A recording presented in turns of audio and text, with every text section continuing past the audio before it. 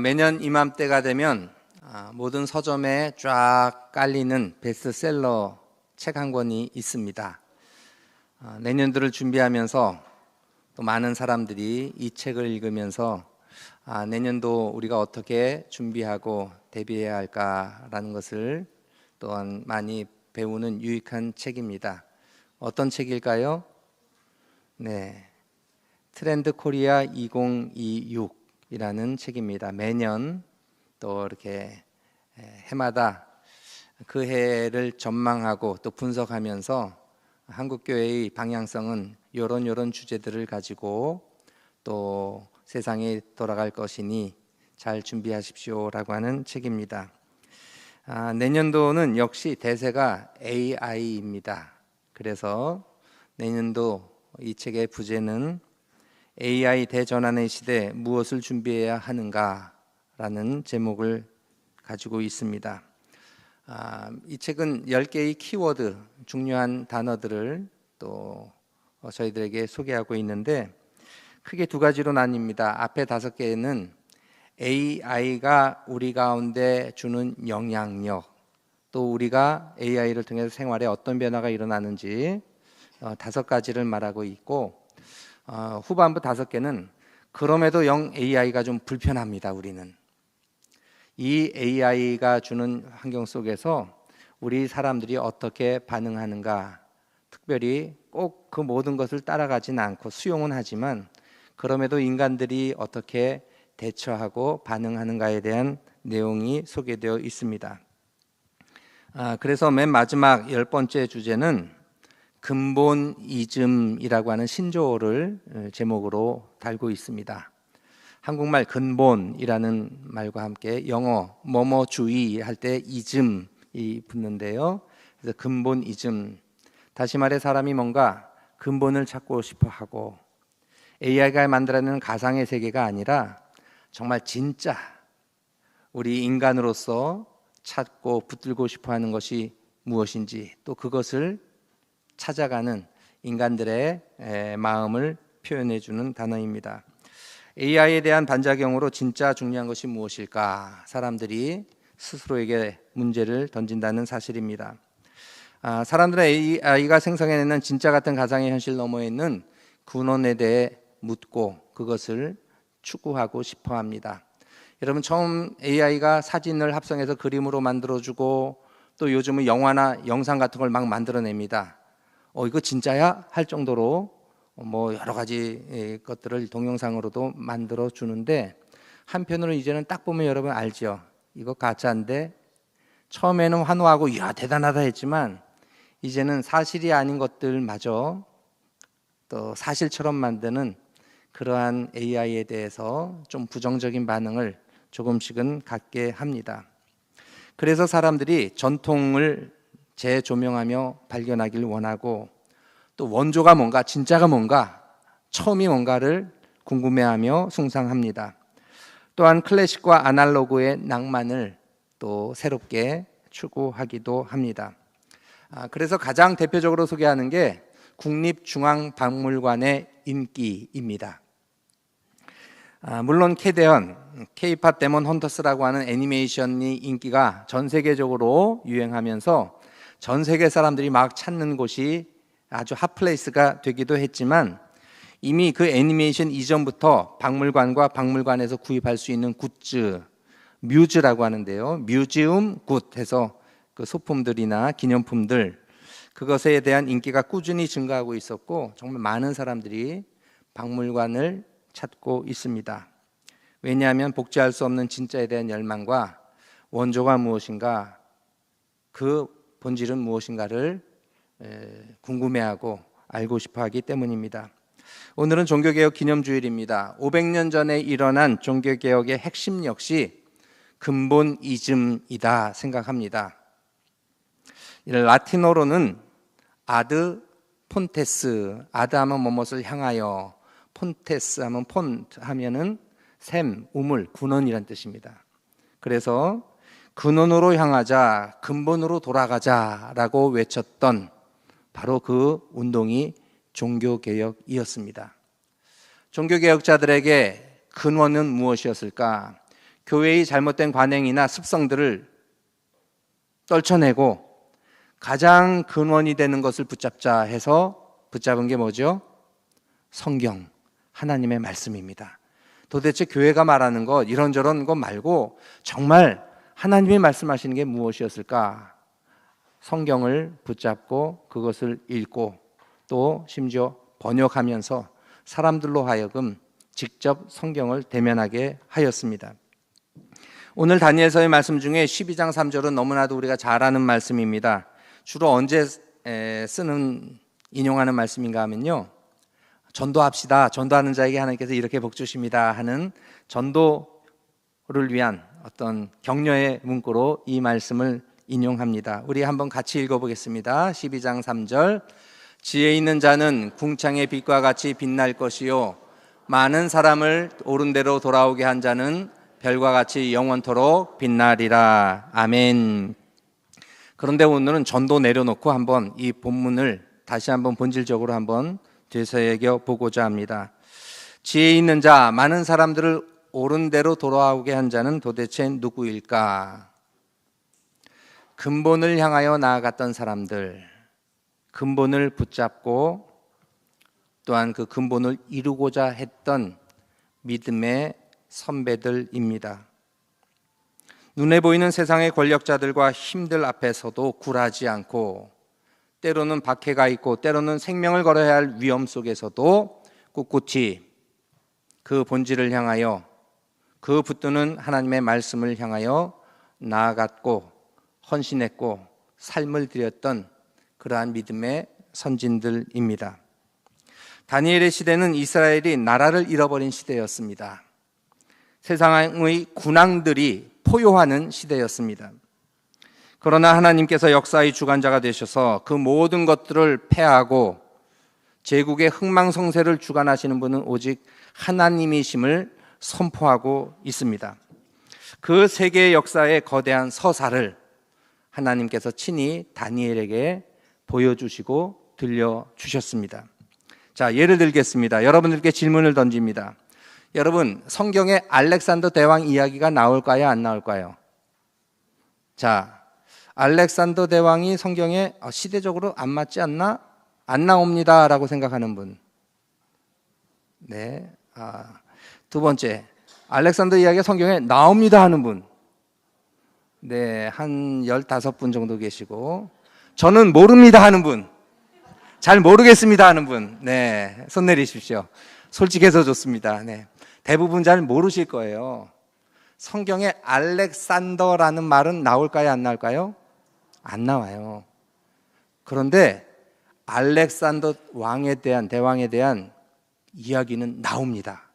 그래서 처음 안 나옵니다가 아니라 나옵니다가 맞습니다. 실제로 한번 보겠는데요. 어디 나오는가? 다니엘서에서 나와요. 오늘 본문은 12장이지만 11장에 보면 나옵니다. 11장 2절부터 제가 함께 우리 살펴보겠는데요. 이제 내가 참된 것을 내게 보이리라. 인류 역사의 제국의 흥망성쇠의 대서사를 밝히시는 거예요. 보라, 바사에서 또 새 왕들이 일어날 것이요. 바사는 어느 나라죠? 페르시아를 구약성경에서는 바사로 번역했어요. 페르시아예요. 새 왕이 일어날 것이요 그 후에 넷째는 그들보다 심히 부요할 것이며, 이 넷째가 누군가? 구약성경에 아하수에로 왕. 근데 흔히 역사가들은 아하수에로 왕이라고 하지 않고요, 크세르크세스라고 합니다. 이 네 번째 왕이 심히 부요할 것이며, 그가 그 부요함으로 강하여진 후에는 모든 사람을 충동하여 헬라 왕국을 칠 것이다. 그리스 지역을 치고 점령하고 한다는 거예요. 자, 3절입니다. 장차 한 능력 있는 왕이 일어나서, 이게 누구예요? 알렉산더 대왕 이야기입니다. 페르시아를 무너뜨린 알렉산더 대왕 이야기입니다. 큰 권세로 다스리며 자기 마음대로 행하리라. 그런데 그가 어떻게 되는가? 4절. 그러나 그가 강성할 때 그의 나라가 갈라져 점령하고 있다가 나선 땅에서 죽지요. 병에 걸려 급사합니다. 그리고 그 나라가 그의 아들들에게 이어지는가? 아니요. 그러기에는 너무 젊었잖아요. 그의 장군들, 부하 장군들에게 셋으로 쪼개져서 나뉘입니다. 그 내용이에요. 그가 강성할 때 그의 나라가 갈라져 천하 사방에 나누일 것이나 그의 자손에게로 돌아가지도 아니할 것이요 또 자기가 주장하던 권세대로 되지 아니하리니 이는 그 나라가 뽑혀서 그 외에 다른 사람들에게로 돌아갈 것임이니라. 프톨레미 마이오스, 그 다음에 셀류쿠스, 이런 식으로 막 나누어지는 겁니다. 이 이야기가 이렇게 세계 역사를 주관하시는 하나님의 이야기가 담겨져 있습니다. 오늘은 특별히 놀라운 단어가 본문에 등장합니다. 1절에 모든 사람, 성경 말고 그 책에 기록된, 생명책에 기록된 자들은 구원을 얻을 것이요. 구원이라는 단어가 1절에 등장하고요. 그 다음에 2절에는 죽은 자들의 부활과 영생에 대한 말씀이 소개됩니다. 그런데 여러분, 구약 성경에 아주 예외적인 거예요. 죽은 자의 부활이 구약 성경에 거의 나오지 않습니다. 영생에 대한 단어도 구약 성경에 별로 거의 등장하지 않습니다. 2절 한번 보겠는데요. 땅의 티끌 가운데에서 자는 자 중에서 많은 사람이 깨어나, 이거 뭐예요? 죽었다가 살아나는 부활의 이야기예요. 깨어나 영생을 받는 자도 있겠고, 죽은 자의 부활과 영생을 오늘 다니엘 12장 2절에서 말씀하고 있습니다. 우리는 신약 성경을 알고 있기 때문에 이게 당연해요. 부활이나 영생이 너무나도 편안한 단어이지만 신약 성경이 없던 구약 시대 때의 말씀을 보면 거의 등장하지 않습니다. 예를 들면 영생이라는 말이 신약 성경엔 47번 등장하고 요한복음에만 19번 등장합니다. 그래서 우리가 신약 성경을 통해서 영생이라는 말이 익숙합니다. 그런데 구약 성경에는 모두 몇 번 나오는지 아세요?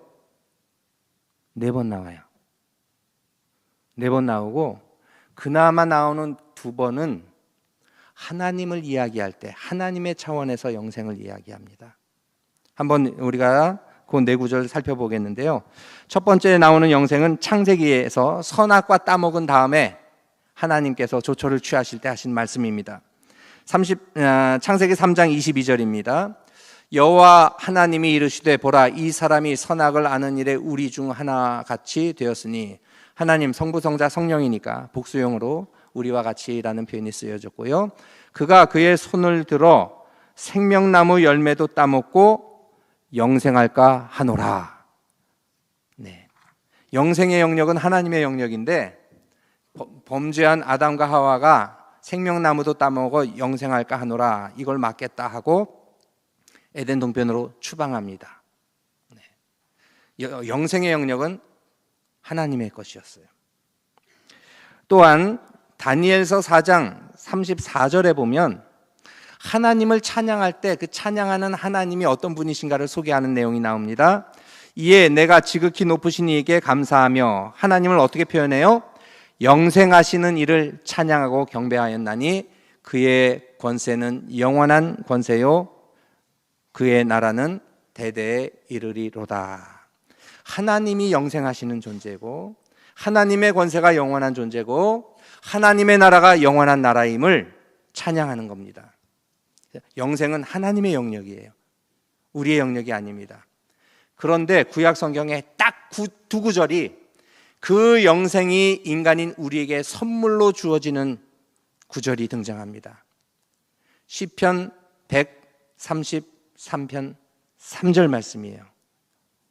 형제가 연합하여 동거하며 어찌 그리 선하고 아름다운고 하면서 그 축복의 말씀이 3절로 이어집니다. 우리 같이 읽겠습니다. 헐몬의 이슬이 시온의 산들에 내림 같도다. 거기서 여호와께서 복을 명령하셨나니 곧 영생이로다. 아멘. 대단한 구절입니다. 이 구절은 사실 구약 성경에서 믿음의 사람들이 함께 연합하여 예배하고 함께 어울리는 그 자리 속에 하나님이 복을 주시는데 그 복이 무엇이라고요? 영생이래요. 구약 성경에는 그 전에 영생이라는 단어가 하나님의 영역이었는데 이 시편 133편을 통해서 우리가 하나님과 함께 예배하고 영원한 주님을 높이고 함께 어우러지는 이 사귐의 자리 속에서 영생을 허락해 주신대요. 그리고 또 한 구절이 오늘 다니엘서 12장 2절의 말씀입니다. 다시 제가 읽겠습니다.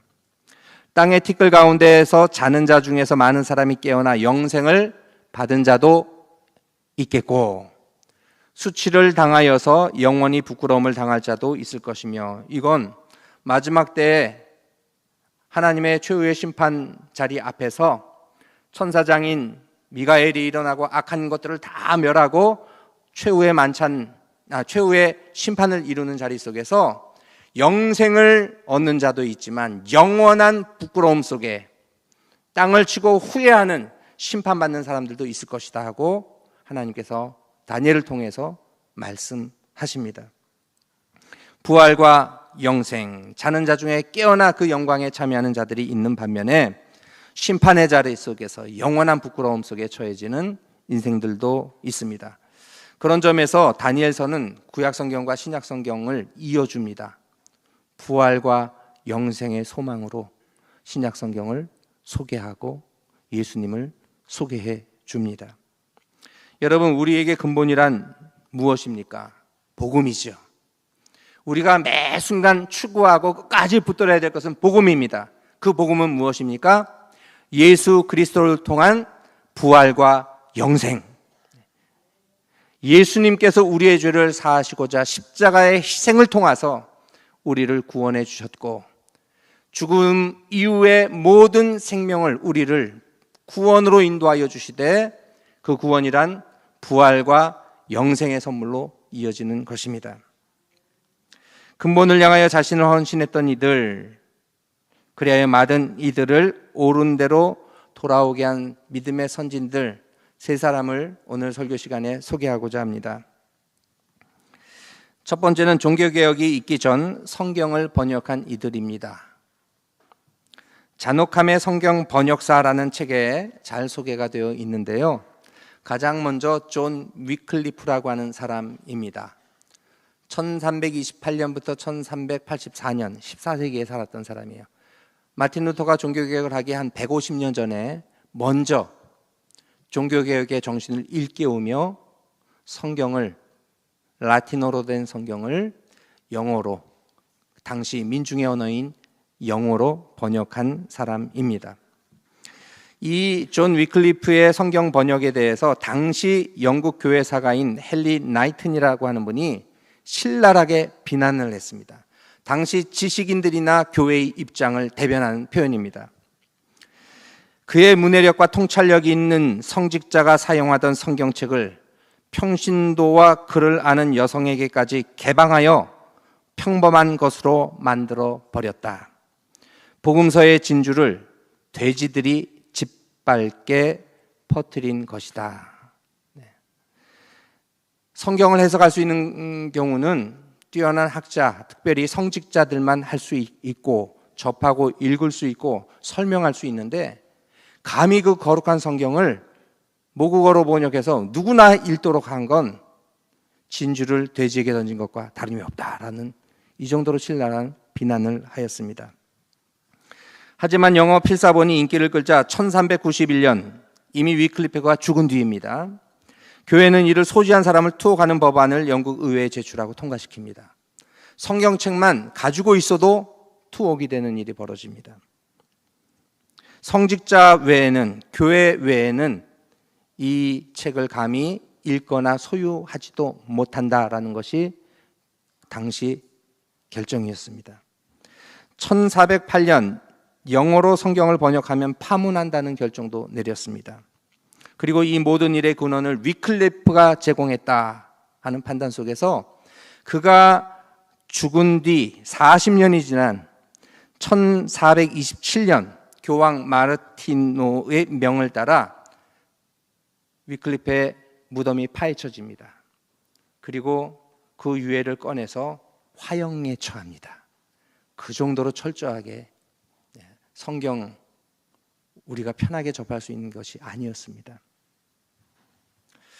체코의 얀 후스, 독일어의 마틴 루터, 영국의 윌리엄 틴들 등은 차례대로 자국어로, 모국어로 성경을 번역해 나가다가 거센 핍박을 받았습니다. 마틴 루터는 종교개혁에 성공하였지만 체코의 얀 후스와 윌리엄 틴들은 화형에 처해 산채로 죽음을 당했습니다.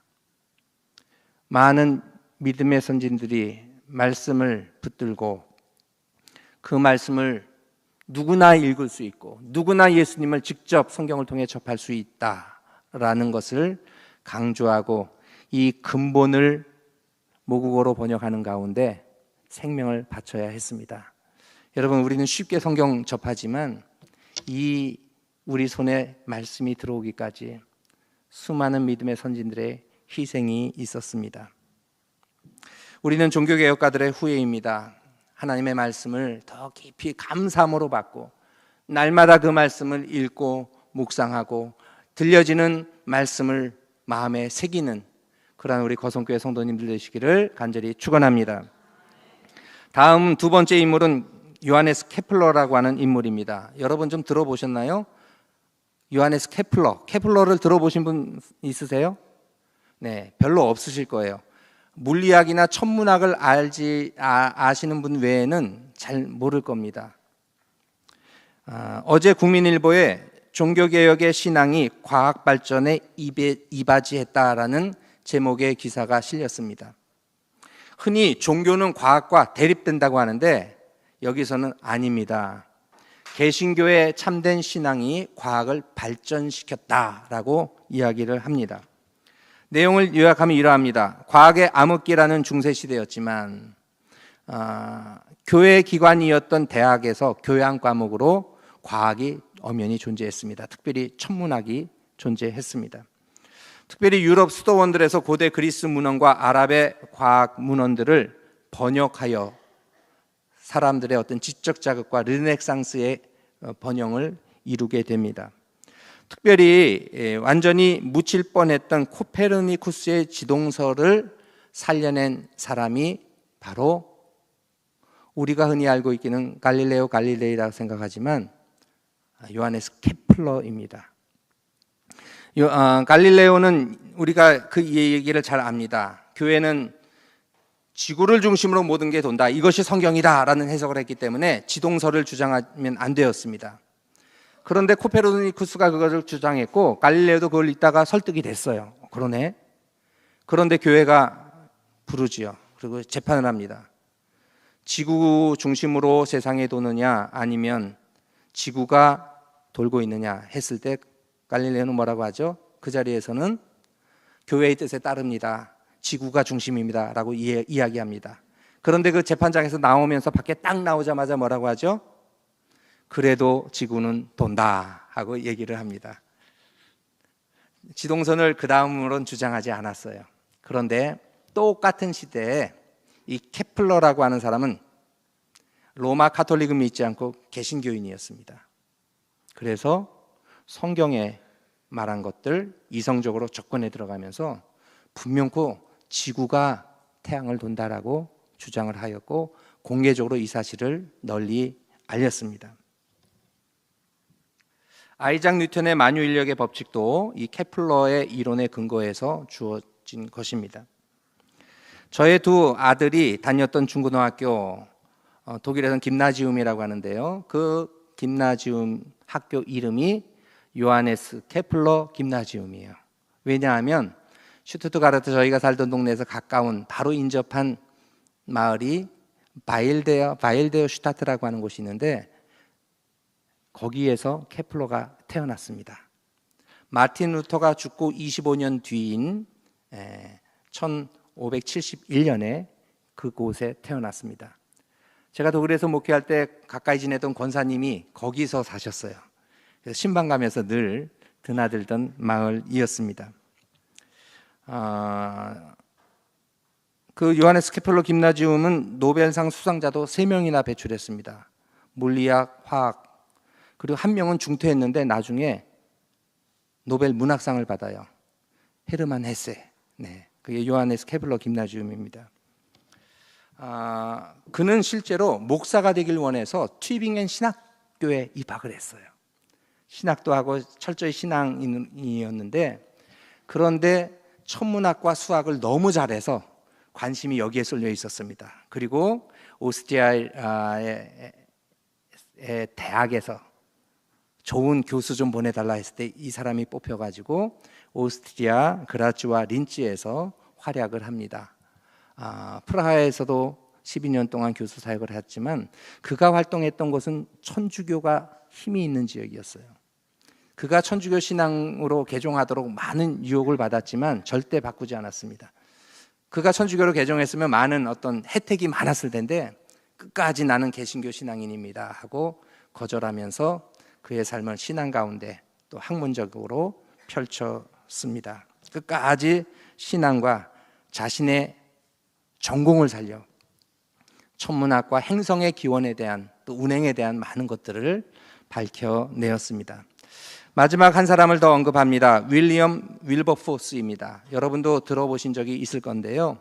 서양의 역사를 공부하다 보면 근대로 접어들면서 유럽의 백인 나라들이 행한 일들을 보면 분노가 막 일어납니다.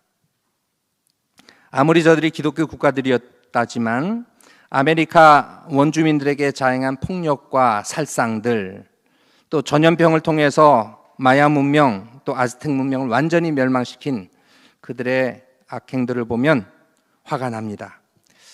또 한 가지 저들이 크게 잘못한 것은 뭔가 하면 아프리카 원주민들을 노예로 포획하여 또 그들이 좋아하는 설탕을 만드는 사탕수수 농장에 팔아넘긴 그러한 일들입니다. 노예선에 빼곡하게 태워져서 대서양을 건너는 가운데 수많은 노예들이 목숨을 잃었습니다. 평균적으로 14.5%는 대서양 건너다가 배에서 죽었다고 합니다. 왜 그렇게 죽어야 했을까? 그림 2장을 보여드리겠습니다. 어떻게 타고 갔는가? 저렇게 끌려갔습니다. 몇 달을 저렇게 건너가야 됐어요. 왜? 한 배에 한 450명 정원인데 700~800명을 태운 거예요. 왜? 한 번에 많이 실어야 되니까. 꼼짝 못하고 저렇게 갔습니다. 네. 위생이 어떠했을까? 화장실도 아니고 저 상태에서 그대로 뒷일을 보아야 했습니다. 식사도 하루에 한 끼, 많이 주는 곳이 2끼였다고 하는데 콩과 옥수수, 죽으로 끓여서 주었다고 합니다. 실제로 저렇게들 누워서 그 대서양을 건너야 했습니다. 수많은 사람들이 질병으로 죽었고 조금이라도 반박하고 항거하면 물에 빠뜨려 죽이고 했던, 그리고 실제로 노예로 팔려가서 저들이 겪어야 했던 그 수많은 고통들 얼마나 힘들었을까. 16세기부터 300년 동안 800만에서 1200만 명으로 추산됩니다. 고향 땅, 아프리카 땅을 떠나 노예로 팔려가야 했던 수많은 흑인 노예들. 그런데 기독교 국가들이 그 일을 저질렀습니다. 이에 가장 앞서서 이 노예 무역제를 폐지해야 되겠다라고 마음먹고 결단한 사람이 윌리엄 윌버포스입니다. 그는 부유한 집안에 태어났습니다. 17살 때 그 모든 재산을 상속받아요. 21살 때 정치를 해가지고 의회 의원이 됩니다. 영국 하원 의원이 됩니다. 21살 때 높은 자리에 이미 올라가서 영향력을 미치는데 그가 25살 때 예수님을 만나요. 복음을 접합니다. 그리고 그가 하나님께 결단합니다. 주님, 제가 주님을 위해서 살고 싶은데, 십자가의 은혜가 너무 커서 주님을 위해서 살고 싶은데 제가 무엇을 해야 하겠습니까? 하나님이 노예 무역을 보여주시는 거예요. 그 현실을 깨닫게 되고, 그래서 결심합니다. 내가 노예 무역 제도를 폐지하는데 앞장서서 노력하겠다.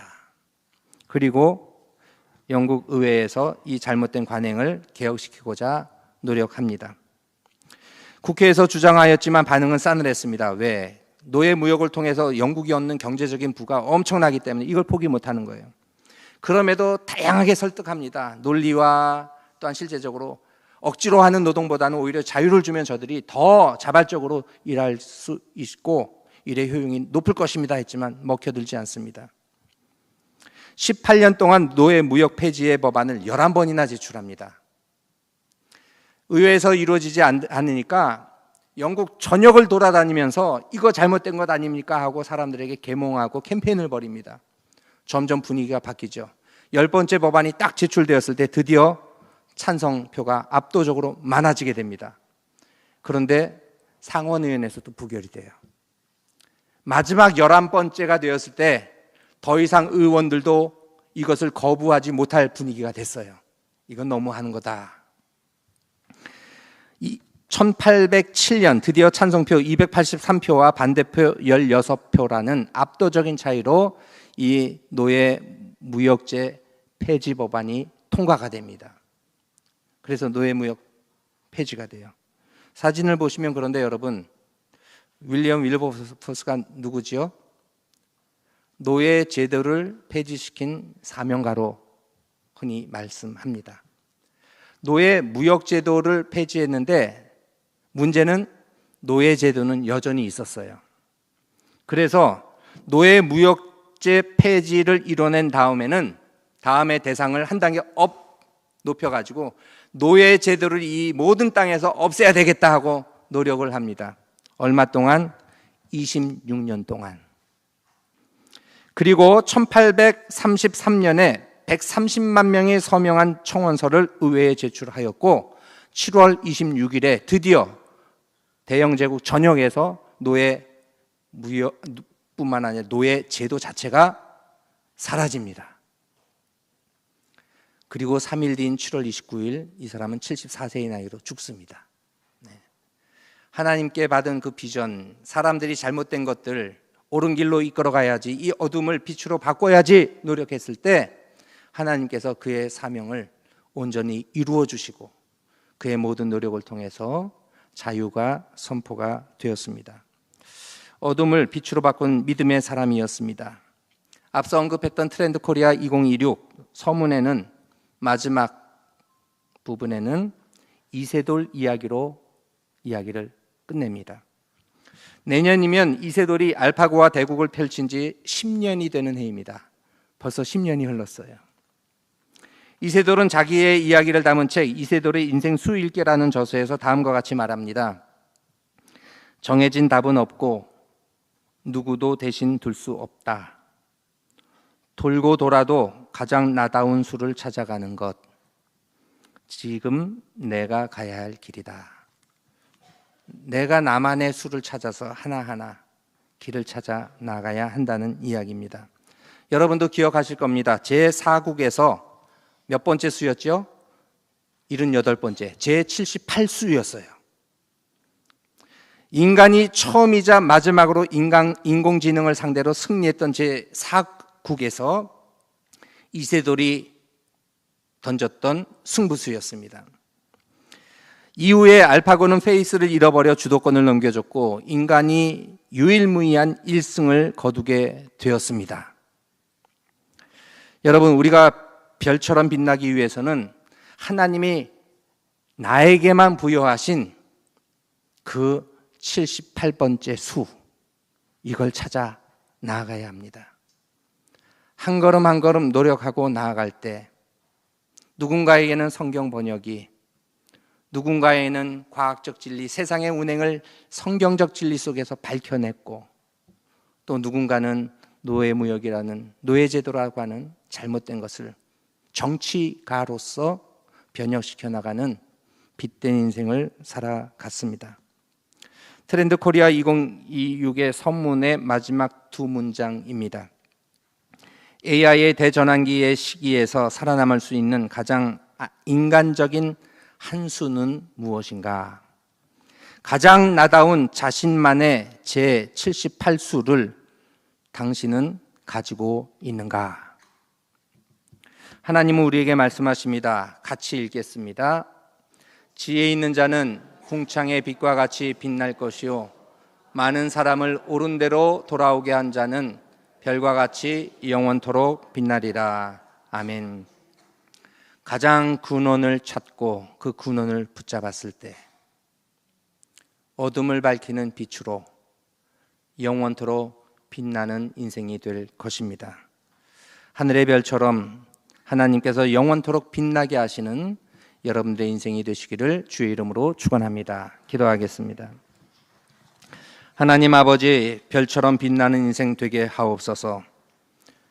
종교개혁주의를 맞이하여 관행과 세상 사람들이 가는 넓은 길로 가게 마옵시고 내가 하나님께로부터 받은 사명이 무엇인지를, 내가 추구해야 될 가장 본질적인 일이 무엇인지를 발견하고 추구하고 나의 길을 걸어갈 때 세상을 변화시키고 진리 가운데 빛되게 드러나는 우리 자신만의 제78수를 우리도 두고 나아가게 하옵소서. 지혜 있는 자로 살아가게 하시고 많은 사람들을 어둠 속에서 옳은 대로 이끄는 별빛 마을 예수의 사람들로 살아가게 하옵소서. 예수님의 이름으로 기도드립니다. 아멘.